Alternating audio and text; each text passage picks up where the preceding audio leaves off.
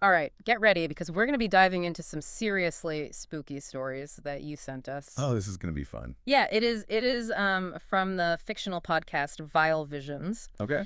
And our mission today is to really kind of unpack Yeah. what makes these tales so effective, what gives them that staying power, that lingering dread Let's stick with you, yay. that sticks with you long after the story's over. Yeah. So, You know what I think is really cool about this particular collection is that it uses a lot of familiar horror tropes. yeah. Like you're going to see uh, isolation, the unknown, that blurring of the lines between reality and supernatural, but it's the execution, I think, that's really interesting. Right. The way that these elements are kind of woven together that really makes these stories so potent. Okay, well, let's jump right in. Yeah. The first story is called The Closet Visitor. Okay. And it really starts with that very relatable, I think, childhood fear Oh, for sure. of something lurking in the closet. I Right. mean, who hasn't had that nightmare? I think everybody's had that one. Yeah. It's primal, right? It's that darkness hiding something unknown. But you know what I like about this is they don't just throw a monster at you right away. Right. It's like this slow burn, this buildup of tension.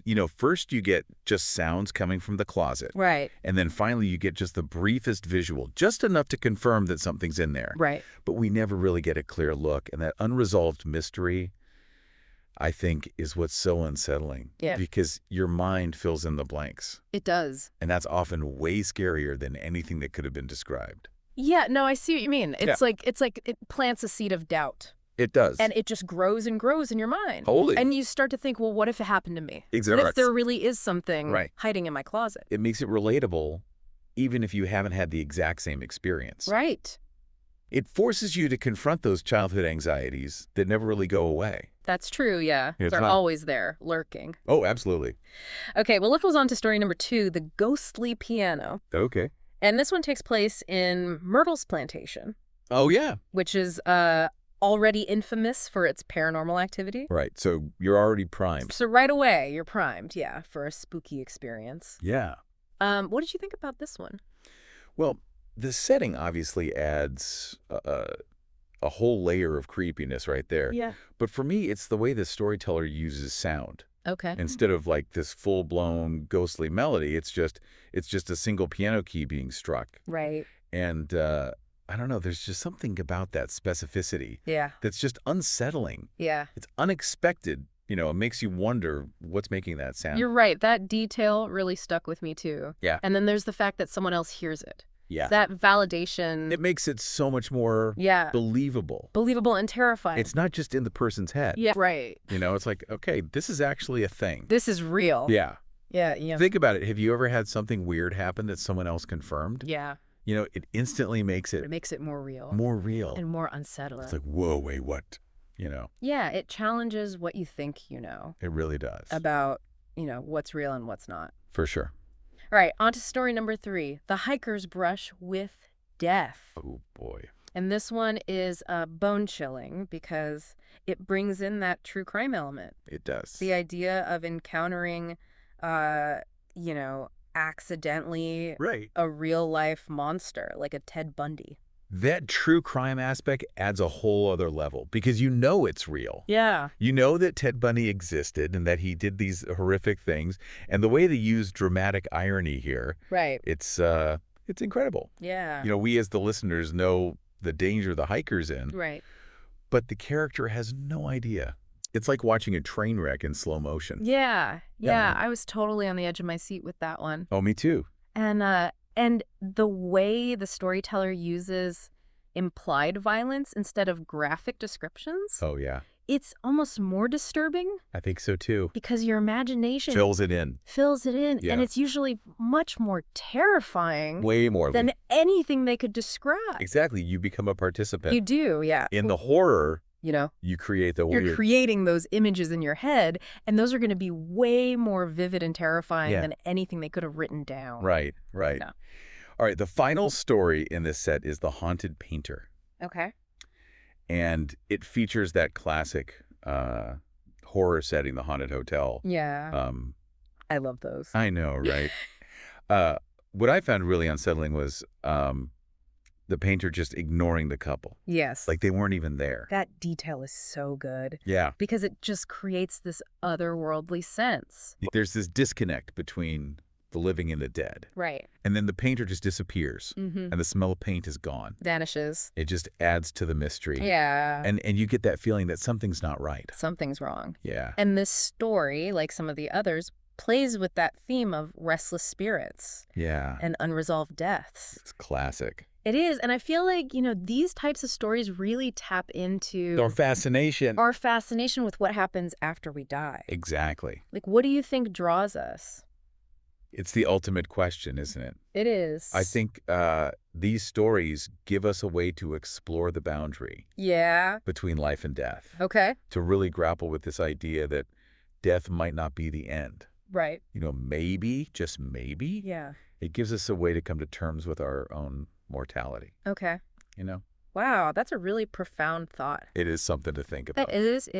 And these first 4 stories definitely set a chilling tone for this deep dive. Oh, yeah, for sure. And as we move on to the next set of stories, Yeah. I want you to think about these elements that we've been talking about. Okay. The relatable fears, the way they use sensory details, those unresolved mysteries that kind of stick with you. Right. They're all part of why these stories are so effective. Right. And it really gives us a glimpse into how horror Yeah. can tap into those deepest fears and anxieties that we have. Okay, great. Well, we're going to take a quick break, and we'll be right back with more spooky stories from Vile Visions. Can't wait. All right, let's get back into these spooky stories from Vile Visions. Okay. The next story is called The Stalker. And Okay. this one kind of shifts gears a little bit. Yeah. It focuses on a more psychological Oh, yeah. kind of horror. This one really got under my skin. Oh, yeah. Because it really plays on that fear of being watched, that feeling of somebody, invading your privacy, Oh, I'm knowing your every move. It's so real. And that just feels so real and so possible. Yeah, especially these days. Especially in today's world, yeah. It's a slow burn, this story. Yeah. It starts with these little subtle hints, Right. like missing items or just strange occurrences that you Right. could easily just dismiss as coincidence. Yeah. But then, the stalker's presence gets more and more apparent It does. until it reaches this terrifying climax. And Right. the brilliance is Yeah. it makes you question your own sanity. Yeah, you're like, am I, Yeah, is this really happening? or am I imagining this? Yeah. Yeah. That uncertainty just creates so much suspense. So much suspense. So good. Mm-hmm. And then there's that scene Oh, yeah. where the protagonist finds the photos. Oh, gosh. Again, not graphic violence, No. but it implies something far more sinister. It does. And you're like, To imagine what could have happened. to fill in those blanks and your imagination can conjure up some pretty terrifying scenarios. Oh, absolutely. It's really smart the way they use suggestion Yeah. rather than giving you all the details. You know what else it makes you think about What's that? is that Yeah. that evil can lurk in the most Melanin. mundane of places. Exactly. Right. It's not a monster. Yeah, it's not a supernatural monster. It's a person. It's a person. It could be your neighbor. Yeah, someone you see every day. Yeah, that is a truly unsettling thought. It is very unsettling. Okay, well, let's shift gears again to the Dreamweaver. Okay. This one explores the world of nightmares. I would love that. And that idea that maybe they're more than just dreams, Right. right? Like, what if they are? What if they are, yeah. This story really blurs those lines Yeah, it does. between conscious and subconscious. Yeah, That recurring nightmare. right. The feeling of being trapped and not being able to escape. Yeah, It's claustrophobic. You feel totally helpless. yeah, And then there's that twist at the end yeah. where they kind of hint that those nightmares are bleeding into reality. Right. And it makes you question, well, what is real? What is real? Yeah, yeah. It's like, whoa, That's a really fascinating concept. it is. What if our dreams do have power over us? Yeah. What if they're trying to tell us something or warn us about something? It makes you think twice Yeah. about ignoring them. Yeah, I think maybe I should be paying more attention to my dreams. Yeah, me too. Me too. Dreams have always been the source of mystery Yeah. and fascination, and I think this story taps into that primal fear Absolutely. of the unknown, the things that are lurking in the shadows of our mind. The things we don't want to face. Yeah, it suggests that maybe Maybe we don't. we don't know ourselves as well as we think we do. Yeah, there's a lot we bury down there. Yeah, yeah. And maybe it's trying to get out. Okay, on to the ritual. Oh, this one's creepy. Yeah, I was getting serious cult vibes from this one. Yeah, me too. The chanting, the hooded figures, the sacrifice. It's creepy. All very unsettling. This one really taps into our fear of the occult. Yeah. Those forces beyond our understanding. Right, that we can't control. Yeah, maybe they're controlling us. Yeah. And what I thought was really effective was that it took place in such a familiar setting. Yes, that's good. A suburban neighborhood. It's like it could be anywhere. It could be anywhere, yeah. It brings that horror close to home. Yeah, it's like it's seeping into our everyday lives. Exactly. Invading the mundane. Yeah. And the ending. Well, the ending. With the protagonist realizing that they're trapped and there's no escape. This is a classic. That is a classic horror trope. But it was done really well here. It's that realization that you're in over your head. Yeah. And there's nothing you can do about it. Yeah, it plays on our sense of vulnerability for sure. Totally, yeah. Speaking of feeling trapped, Yeah. let's talk about the abandoned asylum. Oh, yeah. This story checks all the boxes for that classic haunted location. So, yeah. Creepy history, shadowy figures, Noises. unexplained noises. I love it. Did any particular elements jump out at you in this one? I mean, an abandoned asylum is just It's a classic setting. so creepy. You know, it's decay, isolation, and that loss of sanity. Right. But what I really liked about this story is the sensory detail. Yeah. You can practically smell the decay. It's like you're there. You are totally transported. You hear the dripping water. You feel that cold air on your skin. Yeah, you're right. That's so good. And that twist Oh, yeah. with the doctor's journal Oh, so creepy. revealing these horrific experiments. That really happened. Yeah. It adds a whole other layer of horror to it. Yeah, the historical horror. Yeah, it reminds us that the most terrifying monsters Or human. are often human. Yeah. And the things that we do to each other. Sometimes reality's scarier than fiction, Yeah. isn't it? We've covered a lot of ground here. From childhood fears to creepy stalkers, nightmares to haunted asylums. All the good stuff. These stories really do run the gamut of horror. They do. As we move into this final set of stories, Yes. what are some of the key takeaways Okay. you'd like the listener to consider? As you listen to these final stories, Yeah. pay attention to how they use pacing Okay. and atmosphere to create that suspense. All right. Notice how they use suggestion and implication Okay. rather than spelling everything out for you. Right. They let your imagination do a lot of the heavy lifting. Right. And Yeah. most importantly, think about how these stories reflect our own anxieties and fears. Yeah. You know? Why are we so drawn to these tales of horror? Yeah. What do they tell us about ourselves and the world we live in? Right. Okay. You know, Good stuff to think about. it is. We're going to take a quick break and we'll be right back with the final set of stories from Vile Visions. Sounds good. Okay, we're back. Ready for the final set of stories from Vile Visions. You ready for some more chills? I think so, yeah. Bring it on. Okay, well, this next story, The Vanishing. Okay. It's a real head scratcher. Oh. It starts off pretty simple, you know, just a group of friends going on a road trip. Right.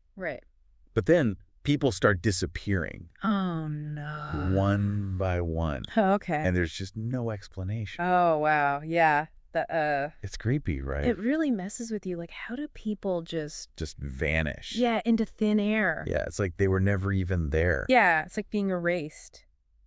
And it plays on that fear of the unknown, right? But I think it also taps into a very real fear of loss. Oh, for sure. Yeah. Like, what if someone you love just disappeared? Yeah. No explanation. You never knew what happened to them. And that's the thing. The ending is totally ambiguous. So we never find out. Nope. You're just left with this. Unease. Yeah, like something's not right. Like, was it supernatural? Maybe. Or was it something even worse? You'll never know. Yeah, and that's what makes it so effective. That mystery. It gets under your skin. It really does.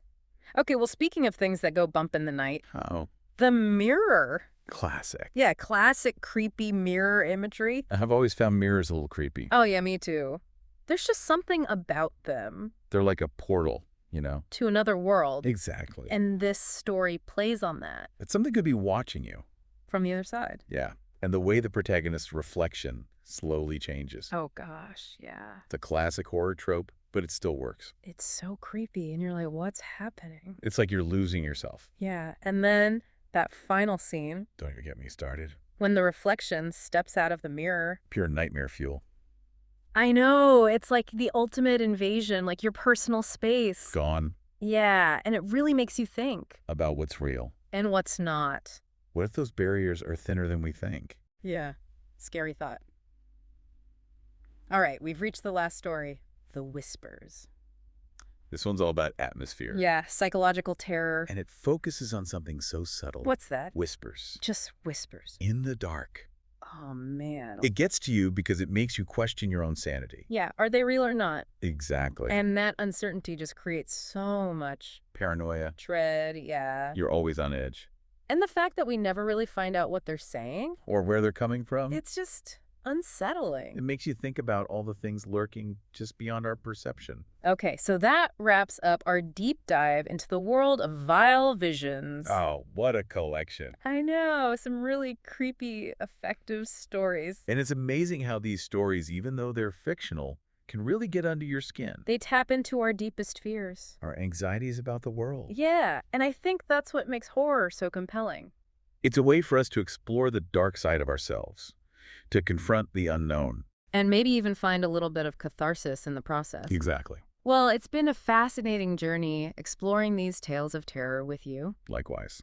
Thanks for joining us on this deep dive. We hope you enjoyed it, and maybe it'll even inspire you to explore your own fears and write your own chilling tales. Until next time, stay curious and maybe keep a nightlight on, just in case.